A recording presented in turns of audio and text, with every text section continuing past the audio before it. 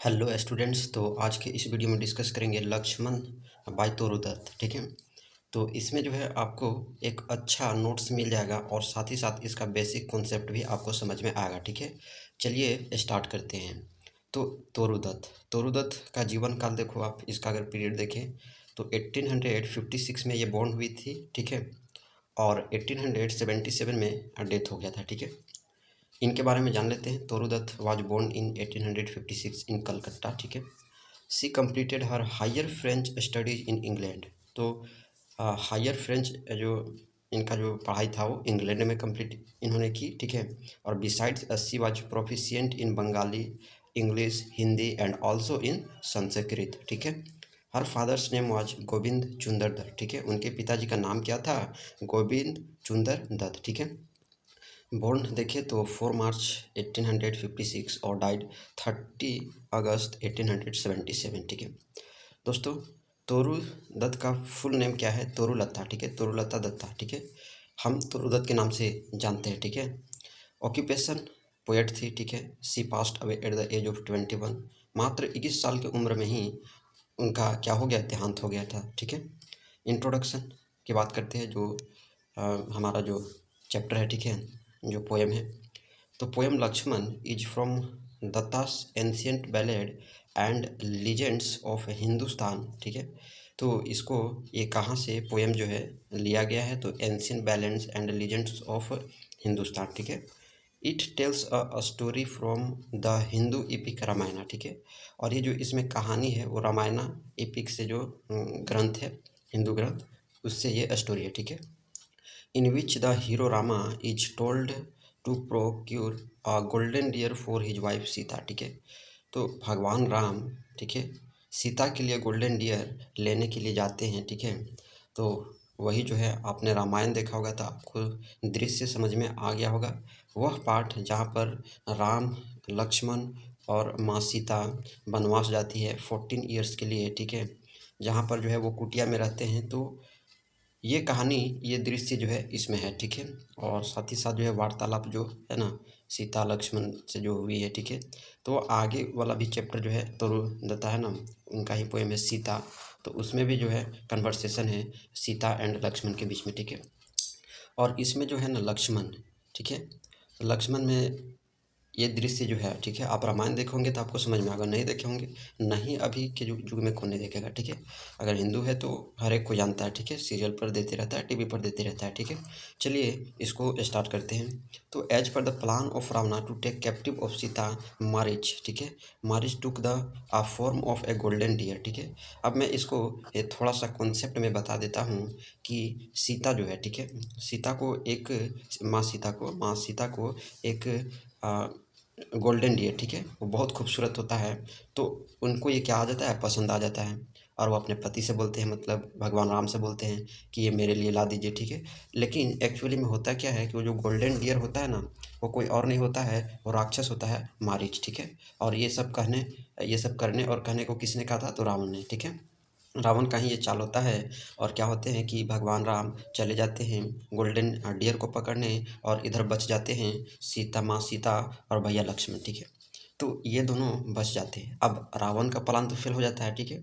अब रावण सोचता है कि अब लक्ष्मण को कैसे यहाँ से भगाया जाए। तो लक्ष्मण को जाने के लिए वो क्या होता है, मारिच जो होता है ना, वो आवाज़ें निकालना शुरू कर देता है। ठीक है। कि बचाओ बचाओ, लक्ष्मण बचाओ। तो ऐसा आवाज़ जब आती है तो माँ सीता जो है बहुत ही घबरा जाती है। ठीक है। और जब घबरा जाती है तो लक्ष्मण को भेजती है। ठीक है। कि जाओ भैया को मदद करो। ठीक है। तो जब लक्ष्मण जाते हैं तो जाते समय वार्तालापें होती है। ठीक है। वार्तालापें होती है और अंत में जो है माँ सीता ने बहुत कुछ कह देती है। उसके बाद उनको जाना ही पड़ता है और जाते समय लकीर खींच करके चले जाते हैं, जिसको लक्ष्मण रेखा कहते हैं। ठीक है। और वो प्रॉमिस करते हैं, वो कहते हैं माँ सीता से कि आप किसी भी कंडीशन में इस लाइन को क्रॉस मत कीजिएगा। ठीक है। लेकिन होता क्या है कि रावणा जो है छल से साधु का भेष बदल लेता है और बदल बदल करके जाता है भिक्षा मांगने। लेकिन होता क्या है, जो जैसे ही लाइन को क्रॉस करता है तो अंदर नहीं जा पाता है। अब नहीं जा पाता है तो वो बाहर ही रहता है और भिक्षा मांगता है। ठीक है। और वो भिक्षा मांगता है तो माँ सीता ला करके देती है, लेकिन वो जो है लकीर से दूर होता है। तो इसलिए जो है माँ सीता आगे नहीं जाती है। अब नहीं जाती है तो रावण, चूँकि वो भेष बदला था ना साधु का, तो श्राप देने के लिए भी कह देता है, ठीक है। तो माँ सीता को मजबूरी में जो है लाइन को क्रॉस करना पड़ता है, और जैसे ही क्रॉस करती है तो वो जो रावण था वो असली रूप में आ जाता है, ठीक है।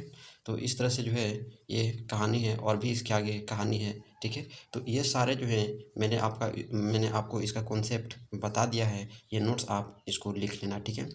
तो इसमें अगर किसी में भी दिक्कत होगा, और भी किसी भी लिटरेचर वाला चैप्टर में, चाहे नोवेल हो, शॉर्ट स्टोरी हो या पोएम हो, आप कमेंट बॉक्स में ज़रूर बता सकते हैं, ठीक है। तो ये नोट्स आपको बहुत इजी नोट्स हैं, और ये आपको बहुत ही मदद करेगा, ठीक है। आप किसी भी एग्ज़ाम में लिख सकते हो, चाहे वो बीए हो चाहे एमए हो, ठीक है। अगर आपके सिलेबस में है तो इस नोट्स को आप ज़रूर अच्छे से सजा करके लिखना, ठीक है। तो इसमें जो है कोशिश किया जा रहा है कि आपको नोट्स जो है ईजी तरह से प्रोवाइड कराया जाए, ठीक है। और भी चैप्टर और भी वर्क्स का जो है नोट्स प्रोवाइडेड है, इस चैनल पर अपलोडेड है, जा कर के आप देख सकते हैं, ठीक है। तो ये नोट्स आपको काफ़ी मदद कर सकता है, ठीक है। तो इसको आप ज़रूर जो है नोट डाउन कर लेना, वीडियो को स्टॉप करके, ठीक है। तो ये यहाँ जो है ये ख़त्म होता है, ठीक है। अब यहाँ से क्रिटिकल एप्रिसिएशन आपको एग्ज़ाम में पूछता है। आप क्या करो, किसी भी वर्क को पढ़ो तो सबसे पहले about the work, about the author, writer, और उसके बाद समरी को डिस्कस करो, और हो सके तो टेक्स्ट को भी ज़रूर पढ़ना लाइन बाय लाइन, और टेक्स्ट को पढ़ने के बाद समरी पढ़ो, समरी को पढ़ने के बाद क्रिटिकल एप्रिसिएशन, ये भी एग्ज़ाम में क्वेश्चन आता है, फिर थीम पढ़ लो, ठीक है। ये हो गए। और एक आध कभी कभार क्वेश्चन पूछ देता है कि जस्टिफाई द टाइटल लक्ष्मणा, ठीक है। या कोई भी वर्क हो तो उसका जस्टिफाई करने के लिए उस टाइटल को कहता है, तो वो भी देख लेना। लेकिन मेन चीज़ इसमें समरी, क्रिटिकल एप्रिसिएशन और मेन थीम, ठीक है, ये आपको पता होना चाहिए। तो ये क्रिटिकल एप्रिसिएशन है, आप देख लो, पढ़ते ही समझ में आएगा। Lakshmana is one of those poems of Torudata on whose her identity stands. Torudata is known among pioneer writer of Anglo Indian poetry. She died at a very tender age. बहुत ही कम उम्र में मर गई थी, मात्र 21 साल की उम्र में। लेकिन वो जो छोड़ करके गई है ना, वो ब्यूटीफुल पोएम्स वो अभी भी याद किया जा रहा है, ठीक है। अभी भी सिलेबस में दिए जा रहे हैं, पढ़े जा रहे हैं, ठीक है। Set out a story of Indian mythology by her mother, and later one a whole collection of poetry was written on Indian mythology. Lakshmana belongs to that collection titled as Ancient Ballad and Legends of Hindustan, ठीक है। तो इस title का भी नाम याद रखना। Central idea इस पोएम का क्या है, तो पोएम जो बेस्ट है वो इम्पोर्टेंट इंसिडेंट है रामायण पर, ठीक है। मैंने अभी कहानी पर जैसे बताया ना, तो उसी पर ये क्या है, बेस्ट है। When on hearing Ram's voice Sita request and forces Lakshmana to go for his help, ठीक है। तो वो आवाज़ें सुनती है भगवान राम की, तो वो भेजती है, ठीक है, रिक्वेस्ट करती है और फोर्स करती है लक्ष्मण को कि जाओ भैया की मदद करो, ठीक है। तो ये कहानी है। थीम आप देखो तो फियर ऑफ सीता, अब सीता डर गई थी, ठीक है। सीता की घबराहट, सीता की भय। तो क्या है इसमें मेन थीम है, main theme of the poem is expression of fears of Sita, ठीक है। Regarding life of Ram it is evident to notice Lakshmana is aware of Ram's reality and power, but Sita has forgotten that under effect of fear. अब सबको पता है कि भगवान राम का कोई वध नहीं कर सकता।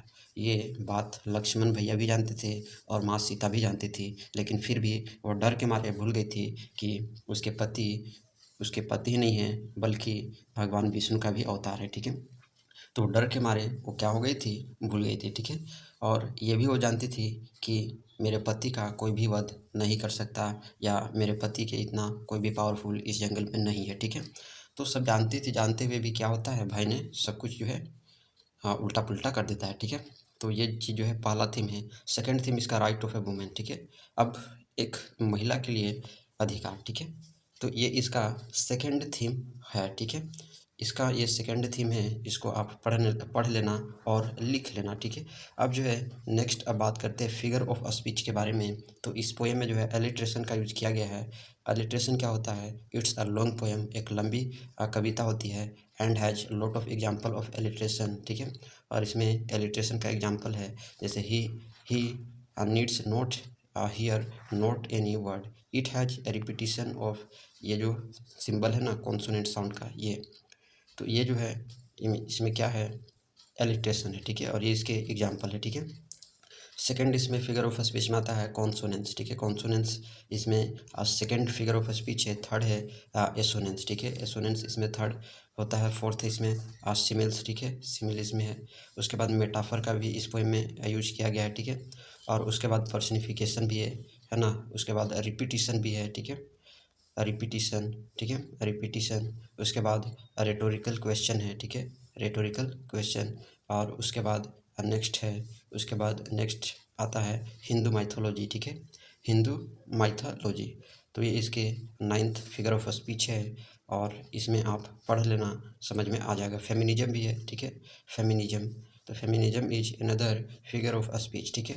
तो और उसके बाद 11th है पर्सपेक्टिव ऑफ लक्ष्मण, ठीक है, पर्सपेक्टिव ऑफ लक्ष्मण, ये भी एक फिगर ऑफ स्पीच है, ठीक है। उसके बाद नेक्स्ट जो है और अंतिम जो है इसमें आता है फिगर ऑफ स्पीच, और वो है स्ट्रक्चर एंड राइम स्कीम, ठीक है। तो ये इसके क्या है 12th फिगर ऑफ स्पीच है, ठीक है। तो ये जो पोएम है वो 22 स्टेंजा का है, ठीक है, और प्रत्येक स्टेंजा में 8 लाइनें हैं, और it has a rhyme scheme, और इसका राइम स्कीम देखें तो ए बी सी डी है, ठीक है। तो ये है लक्ष्मण पोएम बाय तरुदत्त का नोट्स। इसी तरह के और भी नोट्स इस चैनल पर अपलोडेड है, जा करके आप जरूर चेकआउट करना। मिलते हैं नेक्स्ट वीडियो में।